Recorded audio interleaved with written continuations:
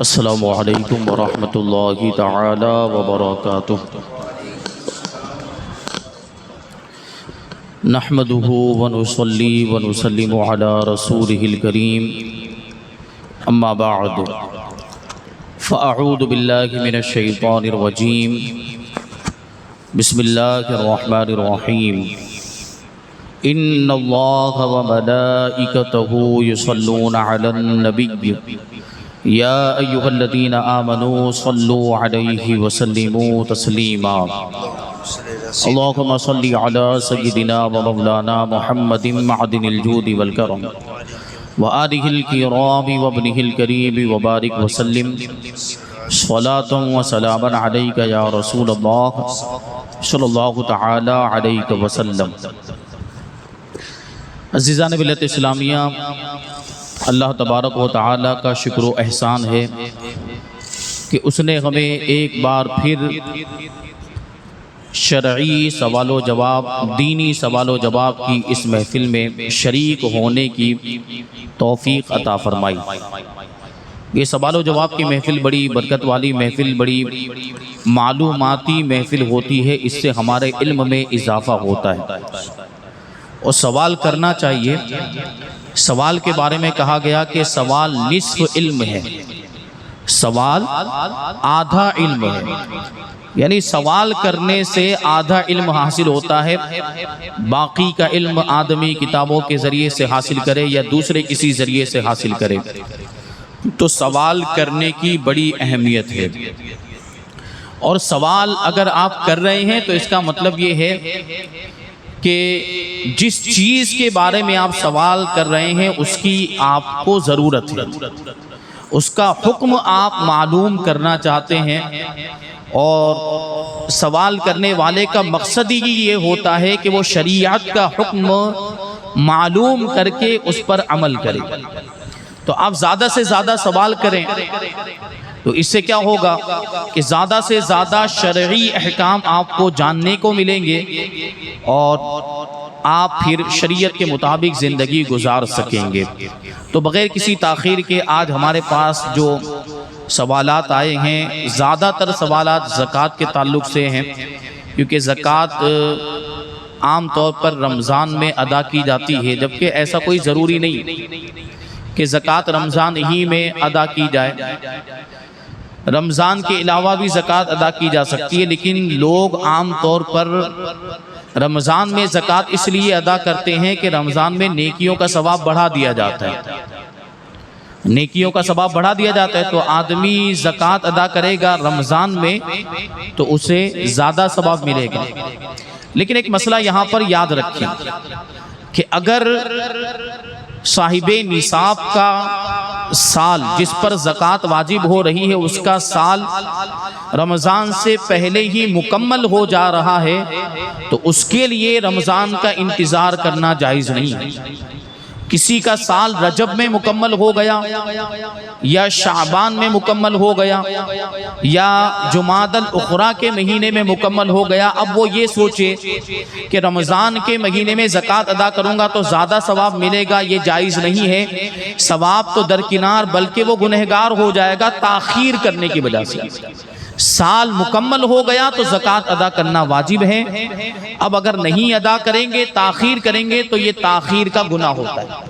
اس وجہ سے ہر وہ شخص جو صاحب نصاب ہیں، ہر وہ شخص جس پر زکوٰۃ واجب ہو رہی ہے یا پہلے ہی سے وہ مالک نصاب چلا آ رہا ہے، تو اس کی یہ ذمہ داری بنتی ہے کہ وہ یہ یاد رکھے کہ اس کا سال کب مکمل ہوتا ہے۔ اگر پہلی مرتبہ مالک نصاب بنا ہے تو یاد رکھنا آسان ہے، پہلے مالک نصاب نہیں تھا، ابھی مالک نصاب بنا ہے، تو جب مالک نصاب بنا وہیں سے اس کا سال شروع ہو رہا ہے۔ مثال کے طور پر کوئی محرم کے مہینے میں مالک نصاب بنا ہے تو وہیں سے اس کا سال شروع ہو رہا ہے۔ اب اگلا سال جب محرم کا مہینہ آئے گا تو اس کا سال مکمل ہو جائے گا، اور اس وقت اس پر زکوٰۃ کی ادائیگی واجب ہو جائے گی۔ لیکن مان لیجئے کہ کوئی مسلسل مالک نصاب چلا آ رہا ہے، تو اگر اس نے یاد رکھا ہے کہ پہلی مرتبہ کب وہ مالک نصاب بنا تھا، پہلی مرتبہ وہ یاد ہونا چاہیے، بلکہ بہتر یہ کہ اس کو لکھ لیا جائے۔ جب بھی آدمی مالک نصاب بنے اس کو لکھ لیا جائے اور وہ تاریخ یاد رکھی جائے، بھول جائے تو پھر جو لکھا ہوا ہے اس کو دیکھ لے، اور ہر سال اسی تاریخ کے اعتبار سے وہ زکوٰۃ ادا کرے۔ پہلی مرتبہ جب وہ مالک نصاب بنا تھا وہیں سے اس کا سال شروع ہوگا، اور ہر سال اسی مہینے میں اسی تاریخ کو اس کا سال مکمل ہوگا۔ جو آئندہ سال آتا رہے گا تو اس پر اسی تاریخ کو اسی مہینے میں اسی دن زکوٰۃ ادا کرنا واجب ہوتا رہے گا۔ اب تاخیر کرنے کی گنجائش نہیں، تاخیر کی اجازت نہیں ہوتی۔ ہاں ایڈوانس میں اگر آپ چاہیں تو زکوٰۃ ادا کر سکتے ہیں، ایڈوانس میں زکوٰۃ ادا کرنے کی اجازت ہے۔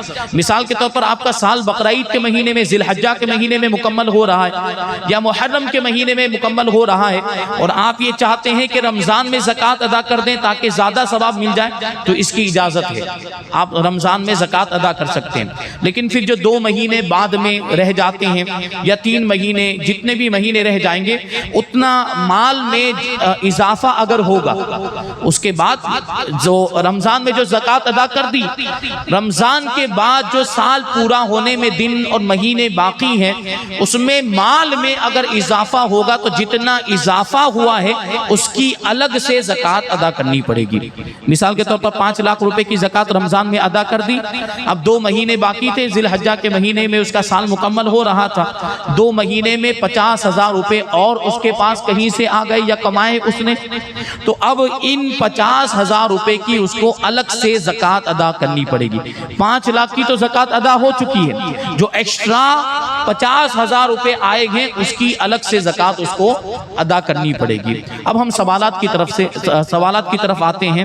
سوال: حضرت میرا کام ہیوی ڈپوزٹ کا ہے تو میں زکوٰۃ کیسے نکالوں، رہنمائی فرما دے۔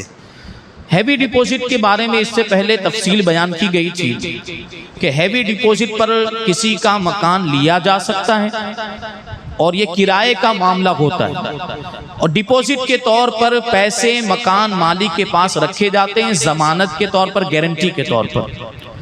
تو یہ سوال پوچھنے والے پوچھ رہے ہیں کہ مکان مالک کے پاس جو پیسے رکھے گئے ہیں اس کی زکوٰۃ ادا کریں گے یا نہیں کریں گے، اس کی زکوٰۃ واجب ہوگی یا نہیں ہوگی، اور واجب ہوگی تو کس پر واجب ہوگی، یہ دینے والے پر واجب ہوگی یا جس کو دیے گئے ہیں اس پر واجب ہوگی۔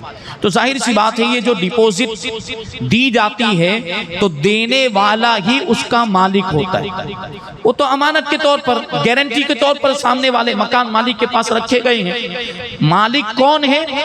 اس مال کا مالک کون ہے؟ دینے والا۔ تو جو مالک ہو وہ زکوٰۃ ادا کرے گا، جو دینے والا ہے اسی پر اس کی زکوٰۃ واجب ہوگی اور وہی اس کی زکوٰۃ بھی ادا کرے گا۔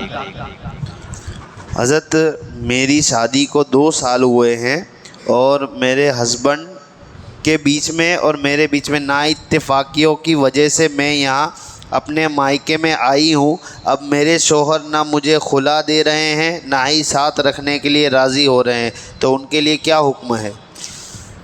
دیکھیے یہ جو سوال پوچھا گیا، اس طرح کے کافی سوالات ہمارے پاس آتے ہیں اور اس طرح کے بہت سارے معاملات پیش آتے ہیں۔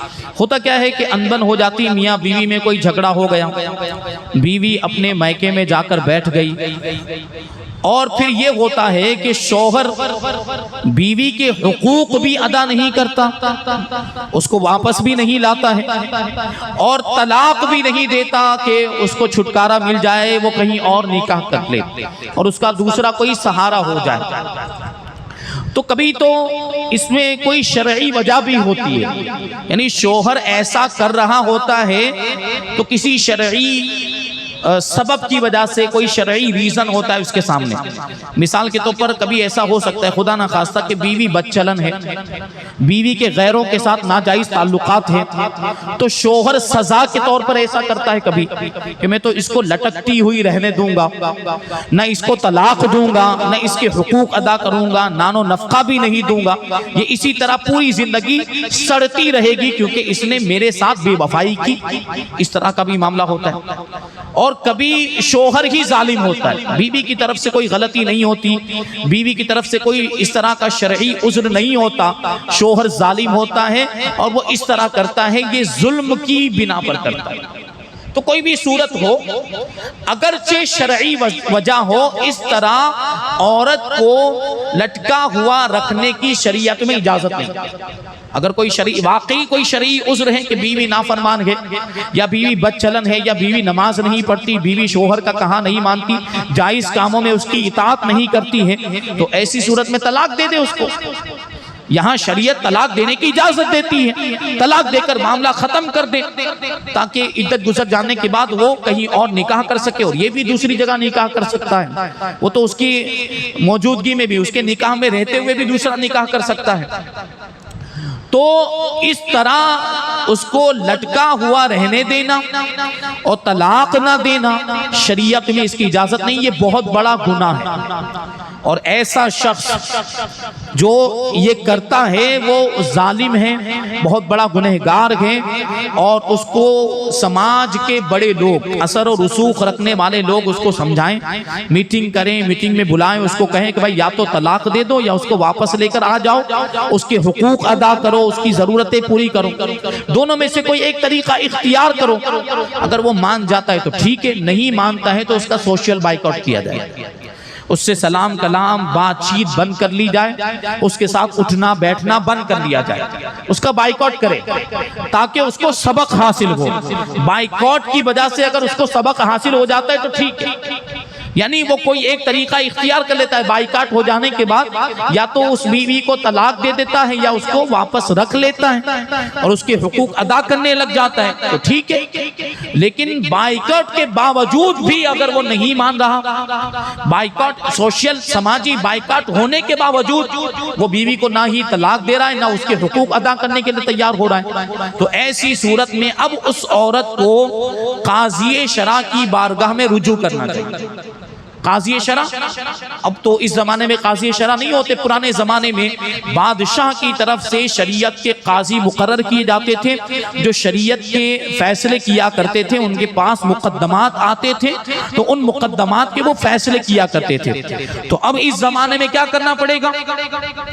قاضی شرع تو ہے نہیں، تو جو مرجع فتاوی مفتی ہو، یعنی جس کے پاس ایسے مفتی صاحب ہوں شہر کے اندر جن کے پاس لوگ اپنے سوالات لے کر آتے ہوں، ان سے فتوے پوچھتے ہوں، ان سے جواب اپنے سوالوں کے جوابات حاصل کرتے ہوں، تو ایسے مفتی صاحب کے پاس وہ خاتون جائے اور اپنا معاملہ ان کے سامنے بیان کرے۔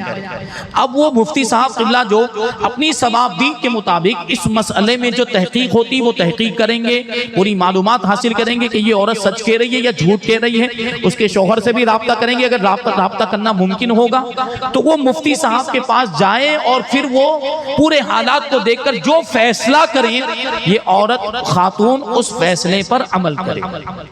تو وہ بات کی بات ہے کہ وہ فیصلہ کیا کریں گے، وہ مفتی صاحب کی ثوابدید پر یہ موقوف ہے کہ مفتی صاحب تحقیق کریں گے، اس کے بعد وہ فیصلہ کریں گے۔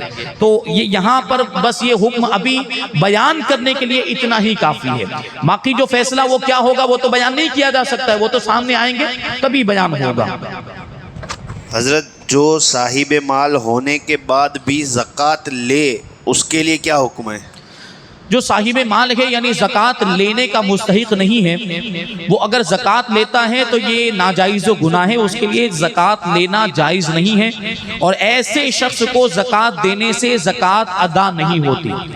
جو زکوٰۃ کا مستحق نہیں ہے اس کو زکوٰۃ دینے سے زکوٰۃ ادا نہیں ہوتی، تو دینے والے کو بھی یہ غور کرنا چاہیے کہ یہ آدمی مستحق نہیں پھر بھی لے رہا ہے تو اس کو دینا ہی نہیں چاہیے، اور اس کے لیے وہ زکوٰۃ لینا جائز ہی نہیں۔ جو زکوٰۃ وہ لے رہا ہے اس کا استعمال اس کے لیے جائز نہیں، وہ مال اس کے لیے حلال ہی نہیں ہے، وہ مال استعمال ہی نہیں کر سکتا۔ جو زکوٰۃ کا مال اس نے لے لیا ہے اس پر لازم ہے کہ وہ واپس کر دے، جس کے پاس سے لیا ہے اس کو وہ واپس کر دے، اور پھر جس کی وہ زکوٰۃ ہے وہ صحیح مصرف میں جو صحیح اس کا حقدار ہے اس کو لے جا کر دے۔ حضرت آپ کی بارگاہ میں یہ عرض ہے کہ میری شادی یو پی میں ہوئی ہے، میں گجرات کا رہنے والا ہوں، میرے سسرال والوں نے میری بیوی کو ایک بڑی رقم دی ہے، جس کی مالک وہ ہے، اور میرے رشتہ داروں کا کہنا یہ ہے کہ میں نے جہیز لیا ہے۔ اب میری بیوی سے جب میں نے مطالبہ کیا کہ وہ اس رقم کو اپنے والدین کو دے دے تو وہ راضی نہیں ہو رہی ہے، کوئی راستہ بتائے اور اس ذلت سے نکالے۔ دیکھیے، جہیز کا جو مسئلہ ہے، جہیز لینا یہ برا کب ہے؟ جب شوہر یا شوہر کے گھر والے جہیز کا مطالبہ کریں، سامنے سے مانگے کہ ہم کو یہ چاہیے، ہمیں گاڑی چاہیے، ہمیں اتنا کیش چاہیے، ہمیں ریفریجریٹر چاہیے، ہمیں فلاں چیز چاہیے، ہمیں فلاں چیز چاہیے، یہ مطالبہ اگر وہ کریں تو یہ مطالبہ کرنا جائز نہیں ہے اور یہ بری بات ہے۔ جہیز کا مطالبہ کرنا یہ بری بات ہے، ورنہ جہیز سرے نو برا ایسا نہیں۔ سرکار دو جہاں صلی اللہ علیہ وسلم نے بھی بی بی فاطمہ رضی اللہ تعالی عنہ کو جہیز دیا تھا، تو جہیز کی اصل موجود ہے، جہیز کا مطالبہ کرنا جائز نہیں ہے شوہر اور شوہر کے گھر والوں کی طرف سے۔ جو مطالبات کیے جاتے ہیں یہ غلط ہے، یہ برا ہے۔ شوہر نے کوئی مطالبہ نہیں کیا، شوہر کے گھر والوں نے بھی کوئی مطالبہ نہیں کیا، لڑکی کے ماں باپ نے خود ہی اپنی مرضی سے کچھ اس کو دے دیا، اور عام طور پر کچھ نہ کچھ دیا جاتا ہے، تو لڑکی کے ماں باپ نے بغیر مطالبہ کے اپنی طرف سے جو لڑکی کو دیا ہے اس میں کوئی حرج نہیں، اس میں کوئی قباحت نہیں ہے، شرعی اعتبار سے اس میں کوئی برائی نہیں، اور وہ جو لے کر آئی ہے وہ خود اس کی مالک ہے، وہ چاہے اس کو جس طرح چاہے استعمال کریں۔ اور اس کی زکوٰۃ کے بارے میں اگر آپ سوال پوچھ رہے ہوں تو وہ مال اگر نصاب کے برابر ہے یا دوسرے مال زکوٰۃ کے ساتھ مل کر نصاب بن جا رہا ہے تو اس کی زکوٰۃ عورت پر واجب ہوگی، یعنی بیوی پر واجب ہوگی، وہ ادا کرے گی، اور اسی مال میں سے وہ زکوٰۃ ادا کرے۔ اگر وہ مال ایسا جیسے سونا چاندی اس کے زیورات ہیں وہ توڑنا نہیں چاہتی تو شوہر بیوی کی اجازت لے کر اس کی طرف سے وہ ان چیزوں کی، وہ زیورات وغیرہ کی زکوٰۃ ادا کر سکتا ہے، لیکن اجازت لینا ضروری ہوگا۔ بغیر اجازت کے اگر وہ ادا کرے گا تو بیوی کی زکوٰۃ ادا نہیں ہوگی۔ جس مال کی بیوی مالک ہے اس مال کی زکوٰۃ بیوی پر واجب ہوگی، اور جس مال کا شوہر مالک ہے اس کی زکوٰۃ شوہر پر واجب ہوگی۔ میرے خیال سے مسئلہ واضح ہو گیا ہے۔ حضرت، میرا سوال ہے کہ میرے والد صاحب کا میں اکیلا وارث ہوں، مجھے ان کی پوری ملکیت ملی ہے، تو کیا ان کی جو زکوٰۃ باقی تھی وہ مجھے ادا کرنی ہوگی؟ دیکھیے، بہت اہم سوال ہے، اس پر توجہ دینے کی ضرورت ہے۔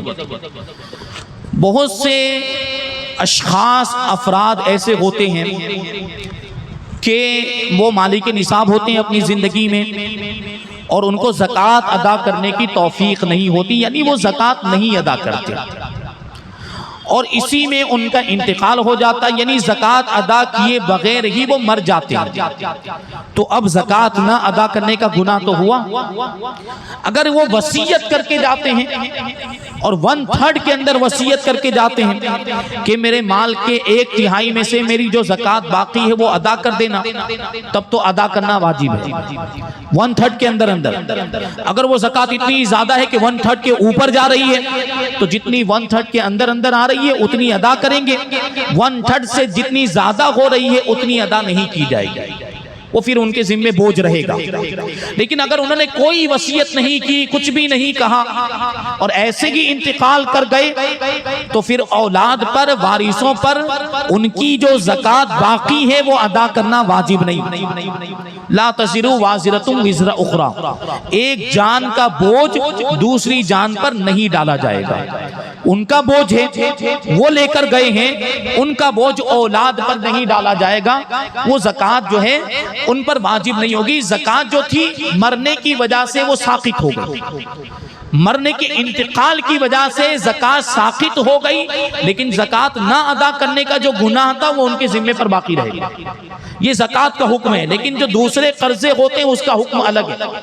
اگر میت نے قرضہ لیا ہوا تھا تو قرضہ اس کے مال میں سے ادا کریں گے، کیونکہ اس میں حقوق العباد کا تعلق ہوتا ہے، اس میں حقوق العباد کا تعلق ہوتا ہے، حق العبد ادا کرنا ضروری ہے۔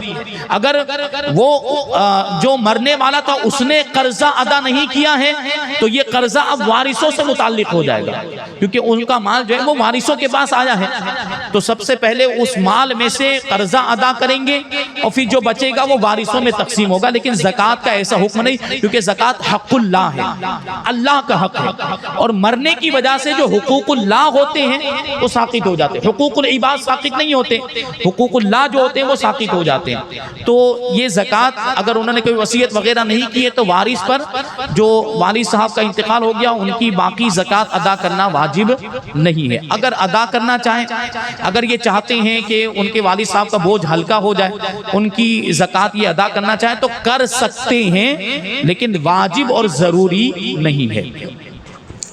حضرت, اگر کسی نے مسجد میں صدقے کے پیسے ڈال دیے تو اب اس کے لیے کیا حکم ہے؟ دیکھیں, صدقہ دو طرح کا ہوتا ہے, ایک نفلی صدقہ ہوتا ہے اور ایک واجب صدقہ ہوتا ہے. نفلی صدقہ اگر مسجد کی پیٹی میں ڈال دیا تو کوئی حرج نہیں, اس کو مسجد میں استعمال کر سکتے ہیں اور وہ صدقہ ادا بھی ہو گیا. نفلی صدقہ کا مطلب جس کو ہم اپنی عام زبان میں, ہمارے عرف میں, رواج میں للہ کہہ دیتے ہیں, للہ رقم. نفلی صدقہ اور للہ یہ دونوں ایک ہی چیز ہے. جو آدمی عام طور پر صدقہ 10, 15, 20, 50 روپے نکالتا رہتا ہے, جان مال کا صدقہ نکالتا ہے, گھر بار کی حفاظت کے لیے, گھر والوں کی حفاظت کے لیے جو صدقہ نکالتا ہے, دکان و مکان کی حفاظت کے لیے صدقہ نکالتا رہتا ہے, یہ عام طور پر یہ نفلی صدقہ ہوتا ہے. اگر سوال میں صدقے سے مراد نفلی صدقہ ہے اور وہ صدقہ اس نے مسجد کی پیٹی میں ڈال دیا, جو چندے کی پیٹی ہوتی ہے, تو اس میں کوئی حرج نہیں, اس میں کوئی مسئلہ نہیں. لیکن اگر وہ صدقہ واجب تھا, اور صدقہ واجب کی دو صورتیں ہو سکتی ہیں, یا تو وہ صدقہ فطر تھا, یا یہ کہ اس نے صدقہ دینے کی منت مانی تھی اور وہ منت پوری ہو گئی ہے, تو وہ صدقہ ادا کرنا اس کے پر واجب ہے. یعنی جیسے مثال کے طور پر یہ کہا تھا کہ اگر میرا یہ کام ہو گیا تو میں 100 روپے صدقہ کروں گا, تو اب وہ کام اگر ہو جائے تو وہ 100 روپے صدقہ کرنا اس پر واجب ہو جائے گا, تو یہ واجب صدقہ ہو گیا. واجب صدقہ مسجد کی پیٹی میں ڈالنا نہیں چاہیے. واجب صدقہ مسجد کی پیٹی میں ڈالنے کی اجازت نہیں ہے, کیونکہ واجب صدقے کے لیے کسی شرعی فقیر کو مالک بنانا ضروری ہے. شرعی فقیر کو, جو اس کا مستحق ہے, اس کو دے کر اس کو مالک بنانا, جیسے کہ زکوٰۃ میں ہوتا ہے, وہ ضروری ہے اور شرط ہے. اور مسجد کی پیٹی میں ڈال دینے سے یہ تملیک فقیر نہیں پائی جاتی. شرعی فقیر کو مالک بنانا نہیں پایا جاتا, کیونکہ شرعی فقیر کوئی انسان ہوگا اور مسجد کوئی انسان نہیں ہے. اس لیے مسجد کی پیٹی میں واجب صدقہ ڈالنے کی اجازت نہیں. لیکن اب سوال یہ پیدا ہوتا ہے کہ کسی نے ڈال دیا, تو کسی نے واجب صدقہ مسجد کی پیٹی میں ڈال دیا, تو اب وہ کیا کرے؟ تو دیکھیں, اس کی دو صورتیں ہو سکتی ہیں. ایک صورت یہ ہے کہ اس نے وہ مسجد کی پیٹی میں ڈال دیا اور وہ پیسے ابھی استعمال نہیں ہوئے. بھائی مسجد والوں نے, مسجد کی انتظامیہ نے, متولیان نے وہ پیسے سنبھال کر رکھ دیے اور ابھی اس کو استعمال نہیں کیا, اور اس کو یہ مسئلہ معلوم ہو گیا کہ مسجد میں صدقہ, واجب صدقہ نہیں دے سکتے ہیں, اس کو یہ مسئلہ معلوم ہو گیا, تو یہ فوراً اپنی نیت کو تبدیل کر لے. جب تک وہ پیسے موجود ہیں, وہ پیسے خرچ نہیں ہوئے, تو ایسی صورت میں یہ اپنی نیت تبدیل کر سکتا ہے. یعنی اس واجب صدقے میں نفلی صدقے کی نیت کر لے, للہ کی نیت کر لے, تو وہ جائز ہو جائے گا مسجد میں اس کا استعمال. ٹھیک ہے. لیکن اب سوال یہ پیدا ہوتا ہے کہ استعمال ہو گئے تو, مسجد میں خرچ ہو گئے تو, مسجد میں اگر وہ پیسے خرچ ہو گئے تو مسجد والوں پر اس کی بنیاد پر کوئی مواخذہ نہیں ہوگا, کیونکہ یہ مسجد والوں کی ذمہ داری نہیں. مسجد والے تو بار بار اعلان کرتے ہیں مسجد میں للہ ہی چلے گا, نفلی صدقہ ہی چلے گا, بار بار کہا جاتا ہے, اور عام مسلمانوں کو یہ مسئلہ معلوم ہے کہ مسجد میں للہ ہی دیا جاتا ہے. اس کے باوجود کسی نے ڈال دیا تو اس کا ذمہ دار وہ ہے. اب سوال یہ پیدا ہوتا ہے کہ اس کا استعمال جائز, تو مسجد والوں کو تو پتہ ہی نہیں ہے, انہوں نے استعمال کر لیا, اور استعمال درست ہے, جائز ہے, کوئی حرج نہیں. تو اب یہ دوسرا سوال پیدا ہو جاتا ہے کہ اس نے ڈال دیا تو وہ صدقہ ادا ہوا کہ نہیں ہوا, واجب صدقہ ادا ہوا کہ نہیں ہوا؟ نہیں ہوا. میں نے پہلے عرض کیا کہ واجب صدقے میں تملیک فقیر شرط ہے, اور یہاں پر تملیک فقیر یعنی فقیر کو مالک بنانا نہیں پایا گیا, تو وہ صدقہ واجب جو تھا وہ ادا نہیں ہوا ہے, اس کو الگ سے ادا کرنا پڑے گا. یعنی صدقہ فطر تھا تو وہ اتنی مقدار الگ سے ادا کریں، اور واجب صدقہ تھا وہ منت والا صدقہ تھا تو جتنی مقدار کی اس نے منت مانی تھی وہ الگ سے اس کو ادا کرے گا۔ حضرت جیسا کہ حکم ہے کہ نماز جمعہ میں اذان ثانی کے بعد گردن پھلانگنے والوں کے لیے وعید ہے، تو کیا انتظامیہ بھی اس میں شامل ہے؟ دیکھیں کسی ضرورت کی بنیاد پر اگر گردنیں پھلانگے یعنی وہ انتظامیہ، تو انتظامیہ کا مطلب یہ ہوتا ہے کہ متولیان ہے، جیسے مثال کے طور پر وہاں چندہ کرنے کی ضرورت پڑتی ہے تو چندہ یہ مسجد کی بنیادی ضروریات میں سے ہے، تو چندہ کرنے کے لیے صفوں کے بیچ میں سے گزر رہے ہیں اور لوگوں کی گردنوں کو پھلانگنا بھی پڑتا ہے، تو ایسی صورت میں یہ طریقہ اختیار کیا جائے کہ ان سے اجازت لے لی جائے، جن دو حضرات کے بیچ میں سے گزرنا ہے ان کی اجازت لے لیں، بھائی تھوڑا سا راستہ دے دیجیے، بھائی تھوڑا سا ہٹ جائیے، وہ خود ہی ہٹ گئے کوئی مسئلہ نہیں ہے نا۔ تو یہ طریقہ اختیار کیا جا سکتا ہے انتظامیہ کے لیے، اگر انتظامیہ کو اس طرح آنے جانے کی ضرورت پڑ رہی ہے تو وہ یا تو اعلان کروا دیں، وہ بھائی انتظامیہ آ رہے ہیں آپ لوگ راستہ بنا دیجئے، تو وہ راستہ بنا دیں اسی میں سے آ جائیں، یا اعلان نہیں کر رہے ہیں تو وہ دو حضرات کو کہتے ہوئے جائیں بھائی تھوڑا ہٹ جائیے، بھائی تھوڑا ہٹ جائیے، یہ کیا جا سکتا ہے اور یہ کوئی مشکل طریقہ بھی نہیں ہے۔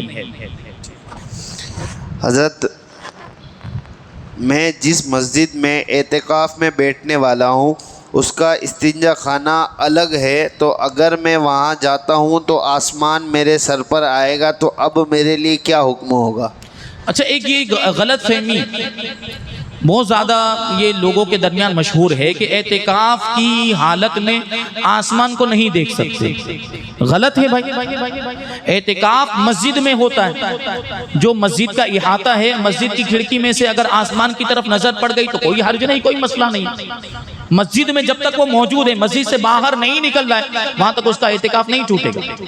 اور جو مسجد کا احاطہ ہے جس کو عرف عام میں مسجد کہہ دیا جاتا ہے، ایک تو شرعی مسجد ہوتی ہے جو نماز پڑھنے کے لیے جگہ بنائی گئی، جہاں نماز پڑھی جاتی ہے اس کو شرعی مسجد کہا جاتا ہے۔ اس کے علاوہ خارجی مسجد ایک حصہ ہوتا ہے جہاں مسجد کی ضروریات کی چیزیں بنی ہوتی، وضو خانہ بنا ہوا ہے، استنجا خانہ بنا ہوا ہے، اور وہ سب مسجد کے احاطے کے اندر ہی ہے، اور ان ساری چیزوں کو عرف عام میں مسجد، ان سب کو ملا کر مسجد کہہ دیا جاتا ہے۔ جبکہ شرعی مسجد تو اتنی جگہ ہے جہاں پر نماز ہوتی ہے، لیکن عام بول چال میں وہ پورے احاطے کو، وہ پورے کمپاؤنڈ کو ہی مسجد کہہ دیا جاتا ہے، تو اتنے علاقے میں اعتکاف کی حالت میں جانے کی اجازت ہے۔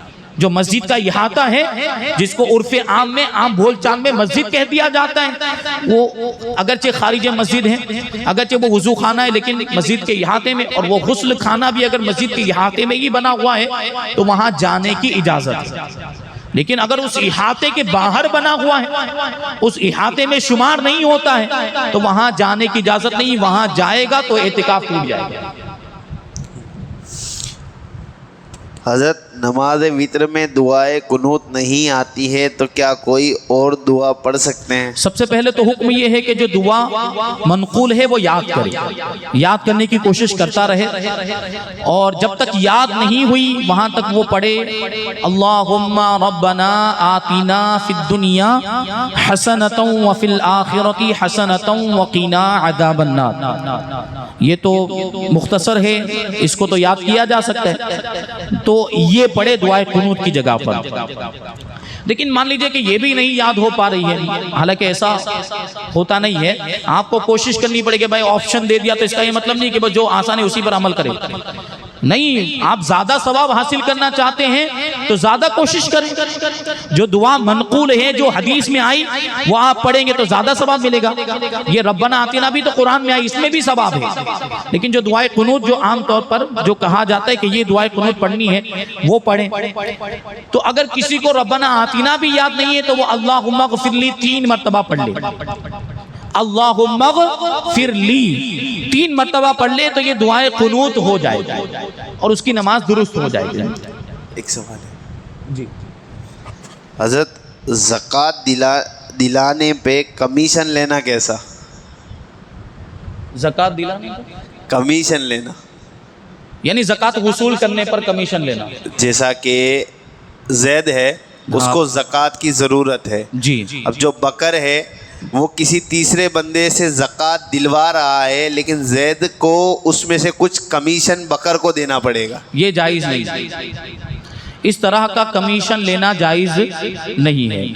یعنی کسی کو کوئی زکوٰۃ کا مستحق ہے اور کوئی زکوٰۃ دینے والا جس پر زکوٰۃ واجب ہو رہی ہے وہ اس کو اس سے ملا رہا ہے, ملاقات کروا رہا ہے, زکوٰۃ دلوا رہا ہے, تو اس پر کمیشن لینے کی اجازت نہیں ہے, کیونکہ یہ ایسا کوئی معاملہ نہیں ہے کہ جس میں عام طور پر کمیشن کا عرف ہو, رواج ہو.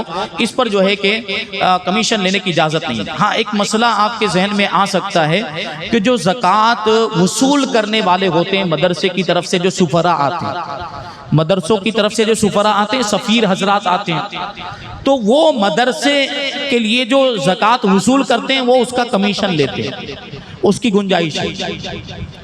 مدرسے کے جو سفراء ہوتے ہیں وہ گئے دوسرے علاقے میں, وہاں سے زکوٰۃ وصول کر کے لائے, پھر انہوں نے وہاں مدرسے میں لے جا کر زکوٰۃ کی جو رقم تھی اس کو جمع کروا دیا. اب اس کا ہیلا ہوا, ہیلا کرنا ضروری ہوتا ہے, شرعی ہیلا کیا گیا. اب انہوں نے جو محنت کی تھی زکوٰۃ کو وصول کرنے میں, اس محنت کی اجرت ان کو دی جاتی ہے کمیشن کے طور پر. اگر اس کو کمیشن کا کہا جائے تو بھی حرج نہیں, یہ جائز ہے. تو الحمدللہ آج جو ہمارے پاس سوالات آئے تھے وہ سوالات مکمل ہوئے. اللہ تبارک و تعالیٰ کی بارگاہ میں دعا ہے کہ جو بھی شرعی احکام بیان ہوئے اس پر ہم سب کو عمل کرنے کی توفیق عطا فرمائے, شریعت کے مطابق زندگی گزارنے کی توفیق عطا فرمائے, ایمان کی سلامتی عطا فرمائے اور ایمان پر ہی ہم سب کا خاتمہ فرمائے. وما علینا الا البلاغ. السلام علیکم. وعلیکم السلام.